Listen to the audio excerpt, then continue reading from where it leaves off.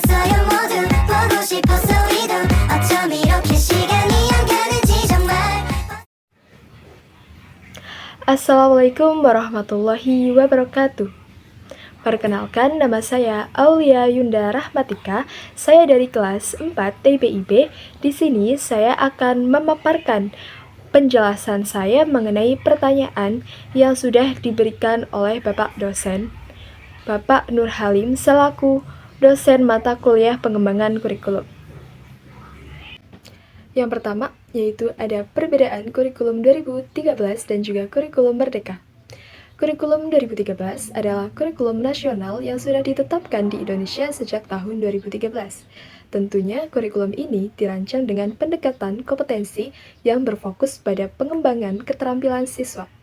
Keterampilan mengenai aspek pengetahuan, aspek keterampilan, aspek sikap, dan juga aspek nilai. Dalam kurikulum 2013 ini, model kurikulum yang digunakan adalah model integratif, yang mana setiap mata pembelajaran itu sangat terintegrasi dalam satu kurikulum.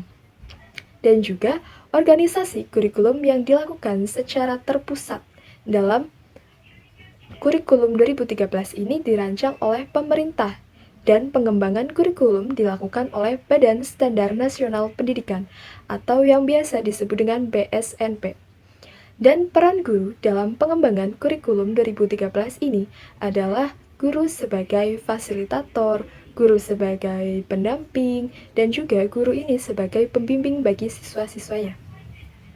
Sudah dijelaskan bahwa kurikulum 2013 ini siswa itu sangat dibimbing dan juga siswa itu hanya menerima asupan materi-materi yang sudah diberikan oleh gurunya.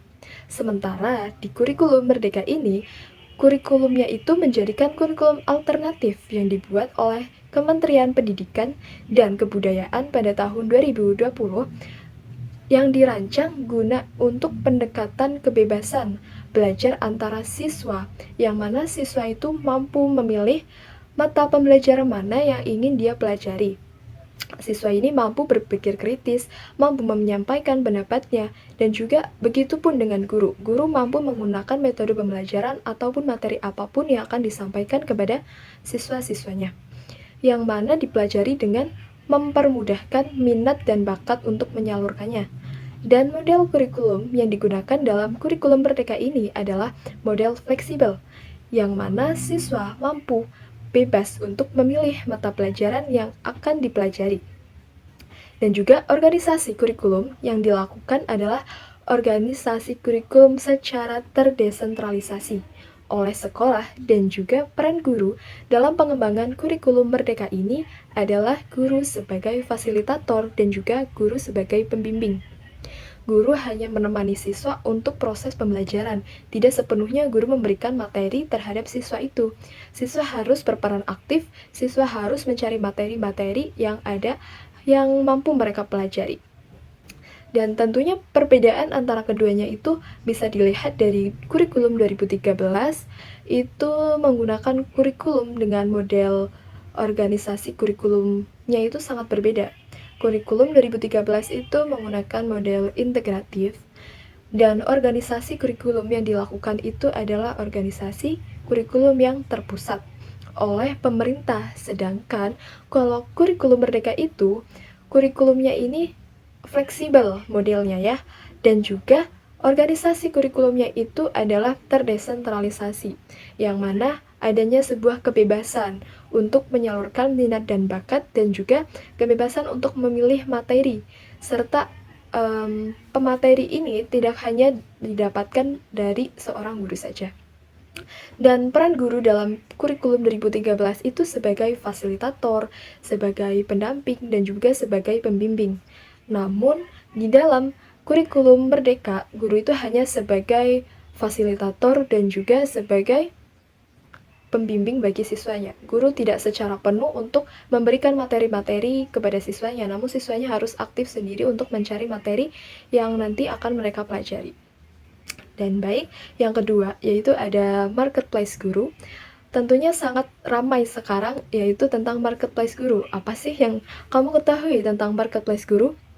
Marketplace guru adalah suatu platform online yang menjadi wadah di semua guru yang akan mengajar, di mana guru ini mampu membranding diri, mampu membuat profil diri dalam satu database itu dikumpulkan yang mampu diakses oleh siapapun, yang mampu diakses oleh setiap sekolah, setiap orang, dan juga bisa diakses dimanapun.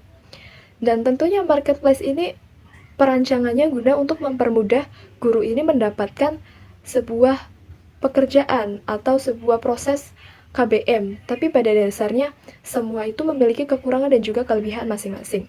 Dan di dalam marketplace guru ini tentunya ada fitur yang mempermudah pembayaran dan juga komunikasi antara guru dan juga murid. Dan juga dengan adanya marketplace guru ini, guru memiliki kesempatan yang lebih luas untuk memperluas jangkauan pasarnya yang guna meningkatkan penghasilan dari guru itu sendiri. Namun, jika kebijakan ini dilakukan, pasti ada yang namanya pro dan kontra dan juga ada yang namanya keuntungan dan juga kekurangan. Dampaknya bagi seorang calon-calon guru itu. Apa sih yang bisa kita ambil dari dampaknya itu? Dampaknya yang terlihat itu adalah bagi calon guru, mungkin persaingannya itu akan sangat kuat, akan sangat ketat dalam mencari sebuah pekerjaan, di mana guru juga harus menyesuaikan sistem pasar yang baru ini. Mereka harus menyesuaikan dengan teknologi yang ada. Tidak hanya mereka mencalonkan dia sebagai seorang guru saja, tapi harus menguasai teknologi pembaharuan ini. Dan menurut saya, guru juga harus mengembangkan kurikulum yang ada di sekolah itu.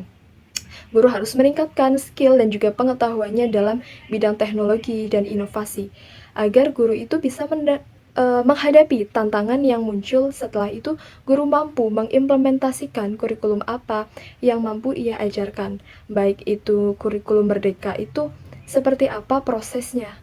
Dan guru ini harus sangat membranding dirinya agar guru ini mampu dilirik oleh siapapun, dan guru ini mampu memiliki kesempatan untuk mengajar sesuai dengan implementasinya memenuhi kebutuhan pembelajaran bagi siswa. Dan yang ketiga, yaitu ada pertanyaan pemantik dan juga pemahaman bermakna. Apa sih maksud dari hal itu? Dan pertama itu ada pertanyaan pemantik. Pertanyaan pemantik adalah suatu pertanyaan yang dirancang untuk meningkatkan minat ataupun perhatian siswa mengenai topik yang akan dibawakan oleh guru itu sendiri. Ya, tujuannya adalah memancing siswa untuk berpikir secara kritis, berpikir lebih dalam mengenai topik yang akan dibawakan. Dan juga mendorong siswa itu untuk mempelajari lebih lanjut apa sih materi yang akan dibawakan ini. Timbullah rasa keingintahuan, timbullah rasa ingin mencari tahu tentang apa sih informasi yang akan disampaikan. Sebagai contoh saja, pertanyaan pemantik dalam pembelajaran bahasa Inggris. Contohnya itu di materi introduction ataupun greeting.